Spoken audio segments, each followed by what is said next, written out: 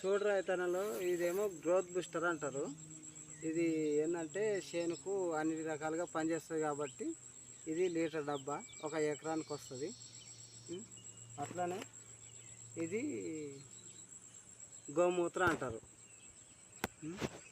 సేంద్రియ రకం చేసే పద్ధతి కాబట్టి ఈ రకంగా పనిచేస్తుంది. ఇది మనం కలుపుకొని చల్లాలి. ఇదేమో శ్రీ తులసి అంటారు. శ్రీ తులసి అంటే ఏంటంటే సర్వరోగ నివారణ, మన శరీరం కానీ దేని కానీ ప్రతి ఒక్కదానికి పనిచేస్తుంది కాబట్టి దీంట్లో తీసి డబ్బా చూపిస్తే మీకు అర్థమవుతుంది. ఇంత ఉంటుంది కాబట్టి ఇది దీంట్లో యాడ్ చేసుకోవాలి. ఇది నిమ్మూస్ ట్యాబ్లెట్లు అంటారు.